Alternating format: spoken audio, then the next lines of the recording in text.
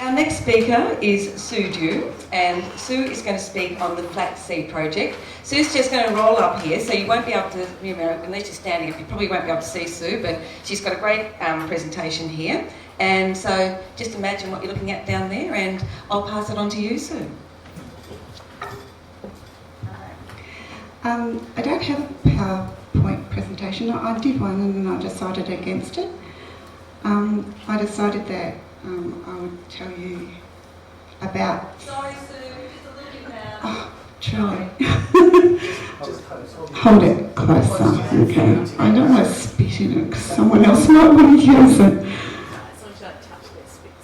Don't touch the button. Don't touch the button. Right. Fantastic, Sue. Is that okay? Yeah. Great. I'm going to start with a personal story which leads into the whole flat sea idea. Just before I start though, I just want to acknowledge that the first fishing people in this area were the Watendee people, before any of us ever started fishing. 3 years ago, I coordinated a sea rescue for my son. He had leased a boat and he was almost 100 nautical miles out to sea, out of Kalbarri. The boat started taking on water. So coming on dusk, I received a phone call from him by his satellite phone. Could I organise a rescue? My son realises that as an ex-SES manager, I've coordinated a lot of rescues. What he didn't take into account was, he's my son. So this was a fine line I was walking here. Nothing went to plan, because it never does. And the sea rescue team somehow got the coordinates wrong and sent their boat out in the wrong direction. They were heading out to the Abrolhos, that's not where he was. The rescue boat from Kalbarri doesn't have a satellite phone either. So once they reached the end of their mobile range, they headed back in. So took a deep breath. Okay, I'm going to ring a complete stranger here who I know has a boat that has fuel capacity and the size boat needed to tow my son's boat back, because my son had quite a large boat. That man did not hesitate. He fueled his boat and he launched straight away. I was feeling quite positive at that stage, but then the most horrible thing happened. The water police rang me and asked me how many bodies were on the boat that they should search for. And I didn't know what to say. I said, I've just spoken to my son, he's very much alive. And they had somehow got the wrong satellite phone number and rung it, and when they didn't get an answer, they assumed the worst and that my son and his deckhand had died. I gave them the right number, reassured them that they were still alive 20 minutes ago, and they said they wouldn't launch unless I called them back and we needed them to. They couldn't do anything anyway apart from look for the bodies because they've only got a small water boat. So finally my son was under tow and I decided I could breathe. And an hour later they called to say that the towing vessel had sustained some damage.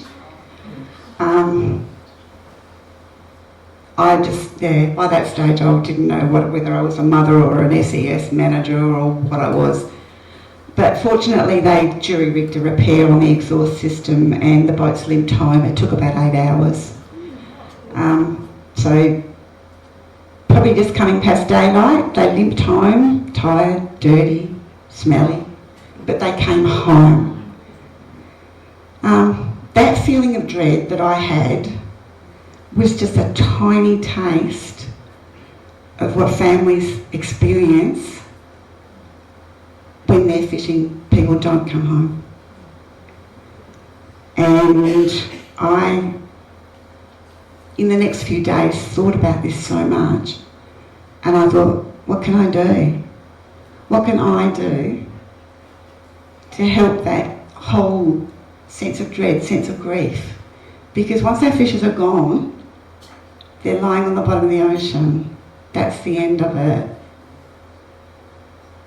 And we don't have anywhere to go for those people. They don't have graves. They may have a plaque. But there isn't a memorial, there isn't a... Even mining companies put up memorials for their people. We don't do anything for our fishing people. So those stories quite often, they're known to the families, they're known to their fishing mates, but they quite often get lost in time. They get lost and they're not recorded anywhere. Not even fisheries record statistics. They don't record stories of the people. They were people, they had lives, they had families. And so that part of history is never being recorded. So as things happen, it wasn't that long later, I had already started to make lists. I'd already started to look at who, names of boats, where, what happened. I'd started to correlate all this information. I put it all in a great big spreadsheet, and my intention was to write stories. I was determined. These people were not going to be forgotten. And I received a random email saying, we're trying to form a committee and record stories of commercial fishermen lost at sea. I thought, hey, that's me. Pick me. I'm already onto this, pick me. So I became the secretary of the West Australian Lost at Sea Memorial Association Incorporated. It wasn't incorporated and it wasn't an association when I started, but it is now.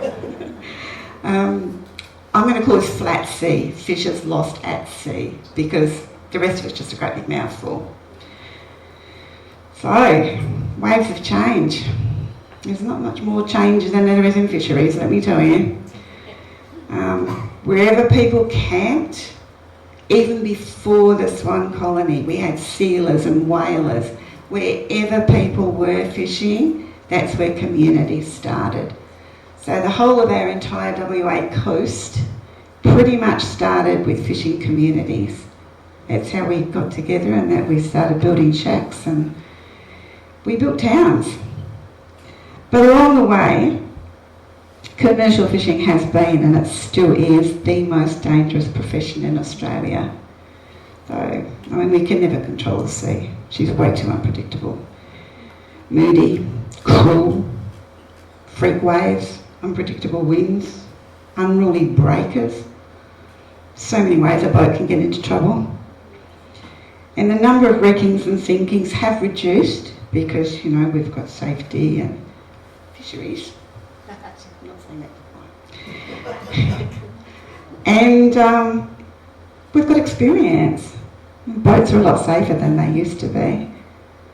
I think we've lost the art of building bondwood boats, thank heavens, so we're not all getting caught on breakers and dying every 5 minutes. But we still have a lot of people on a boat, and the thing with boats is you usually have more than one person, so there's multiple deaths when a boat goes down. So it still is the most dangerous occupation we have. The old Italians at the Abrolhos Islands used to say, the only rule is to respect the sea. She will take your life.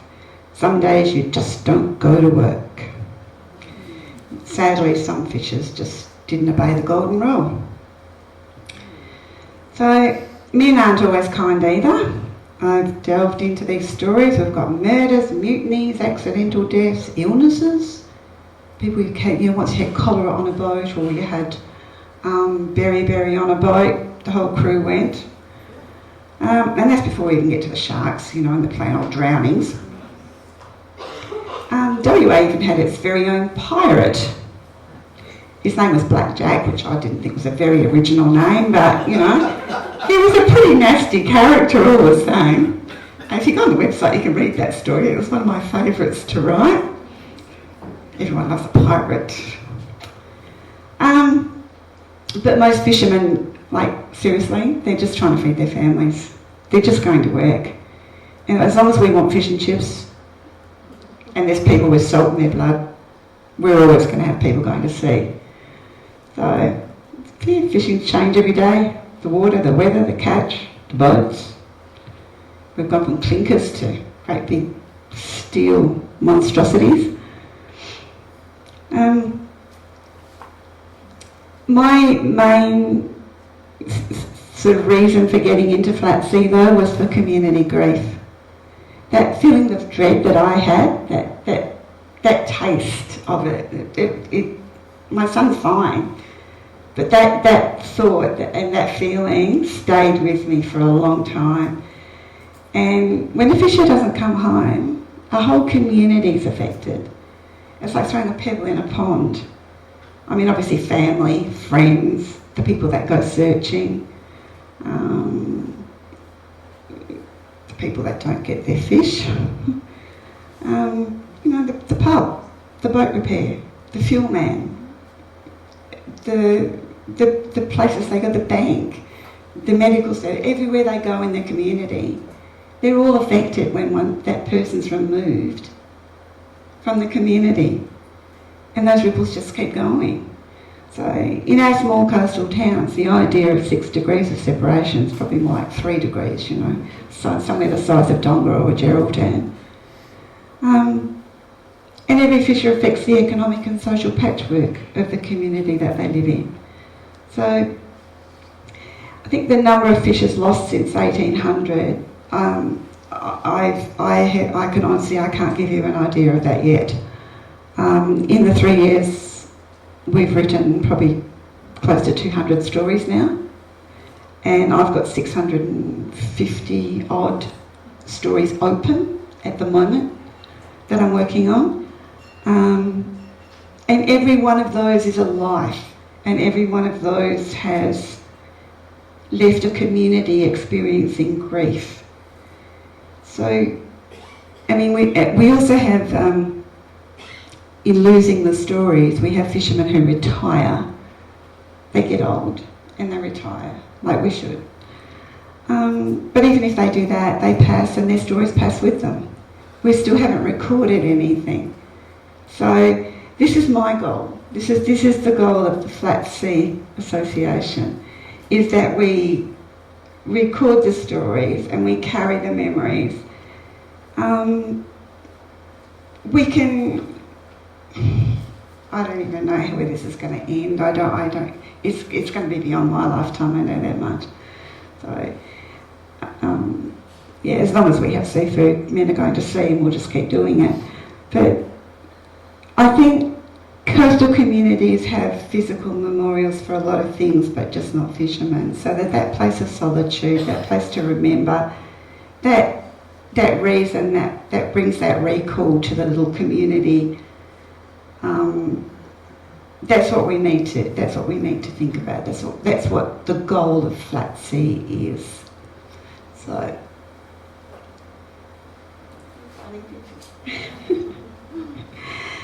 So, I think I've looked at there's a 10-year period from 1900 where I think 800 pearling boats hit the waters in 10 years. So you can understand that building boats that fast, a lot of them weren't that safe. So we lost a lot of people in that 10 years. But in that same period, crayfishing took off in this area and through Geraldton and Shark Bay. And in that time, nearly as many crayfishing boats took to the water. They were small, some of them were only 15 foot, and off they took to the islands. So you can pretty much, if you could imagine that many boats on the bottom of the ocean, you could pretty much walk across boats to get to the islands. There's a lot of boats out there. A lot of them went unregistered because registration in those days wasn't so strict, and a lot of them are completely unrecorded. So finding those stories is very difficult. So a lot of them simply won't be told, and I just find that amazingly sad because they were people with lives and families and stories. And this is a part of the history of this state that has remained untold until now. And that's why we're doing Flatsea. We're trying to just create a contemporary space to preserve all those historical stories of our lost fishes, and a central space where we can remember and respect just their contribution to the community and their contribution to our daily food and their contribution to all the other parts of their personalities that weren't fishing. Although if you talk to a fisherman, you'll pretty much find it's all fishing. I'm a farmer's daughter, so I adapted to this lifestyle fairly readily. But honestly, and I even got used to the 6 months of being a fishing widow, you know, while the boys are away. But this idea of being at sea and losing a family member is always in the back of your mind, always. My worst fear is that my husband and son, as much as they're so close, they work so well together, but my biggest fear is when they both go to sea on the same boat. So, and you can never voice that to them, you can never say that to them, but it's there in my heart all the time. So, yeah. And I don't want to be a fishing widow, like a real widow. I'm happy with the 6 month thing, but I'm definitely not planning on being a widow. So, okay, so this is how and why Flatsea is here. We started in, I think, 1921. We started the idea of associating. We put a committee together, we wrote a constitution, we did all the things. We became incorporated. We are starting to get a membership. Now we've got our stories up, we've got our website. The website's on that lovely card, which is, I love this. Love it to bits. And what was I going to say? I've forgotten my train of thought. I don't talk for 20 minutes ever. 2 minutes, awesome. So, if you go onto this website, please do. I invite you to read the stories. If nothing else, read the pirate story. Everyone loves pirates. Go read a pirate story. But it'll give you a very good idea of what we're about, just reading this, without me explaining. We're looking for more members, of course, and I have been told to tell Bruce Baskerville from the President, you're hiding, because I have been told that Dongara needs to become an affiliate of us. Please. I'll see what I can do. Thank you. And if any of you other groups out there, if you do read the website and think that it's a good idea and that our aim is true, then please do the same thing. We'd love it to bits. I think I'm going to get up my President now because we've got a Gmail address and I've just learned that might not be a good thing. so yeah, but there's membership forms on there. Just read the stories. I'm putting up new stories all the time, and it's never ending. So you can go on there and read a new story every week. There's a Facebook page too, and we put a lot of stories on there. So help yourselves. Thank you very much for your time.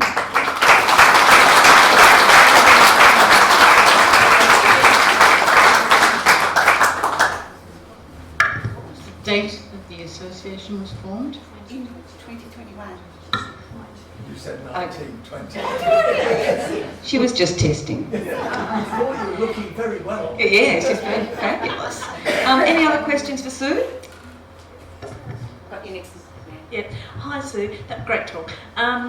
You mentioned fishermen. I'm just wondering if you've come across any ladies Yes.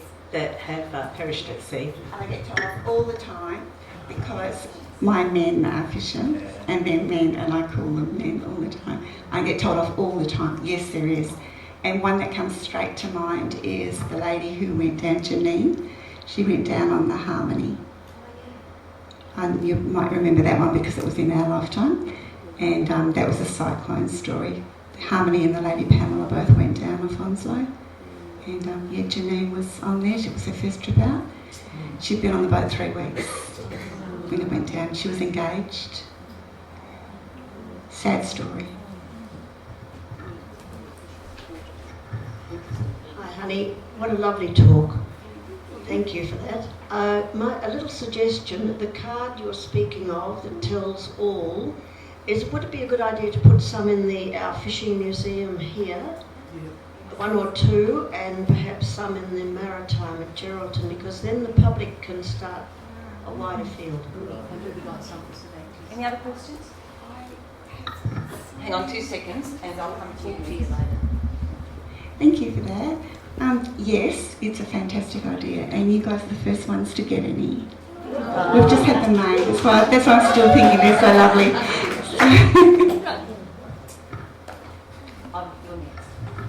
It's just a comment because you was talking about memorials for lost fishers, and my husband and I visited the Shetland Islands quite a bit, and the island of Walsey. There was amazing memorial out at Deating where there used to be lots of those little tiny boats that went out for the herrings and things like that, and they eventually erected a memorial. Has all these names on it, over 300 names. It's in this tiny isolated cove, and above it stands this woman with a baby, and it's a lot of Shetland has been deserted now because the crofting's gone and the fishing's going, and it is an incredibly evocative memorial, not just because of all the names but its location. So I think the memorials are a great idea as well because of what they say, and remind people this used to be a highly efficient area for fishing, but look what it did. So yeah, it's a great idea.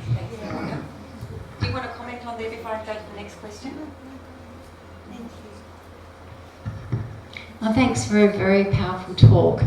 You mentioned pearling boats, and I wonder whether you cover the death of pearling divers as well.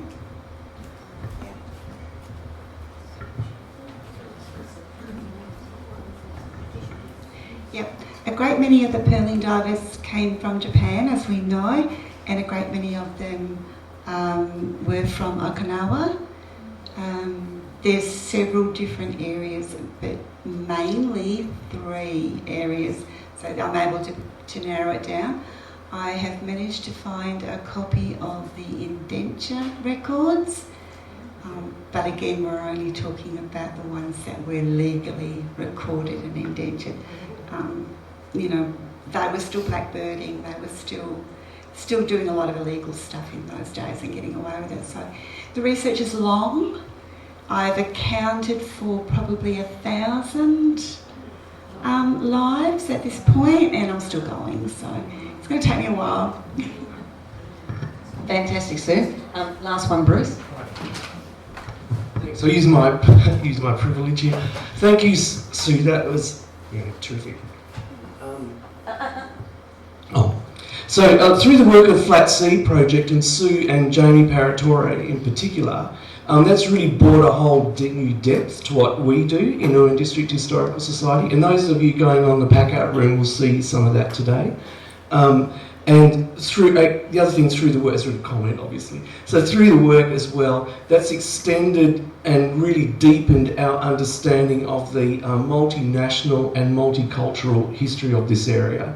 And so you've already heard a bit about that with the Sikhs, but it's also much deeper than that. And so thank you very much. And while you're at it then,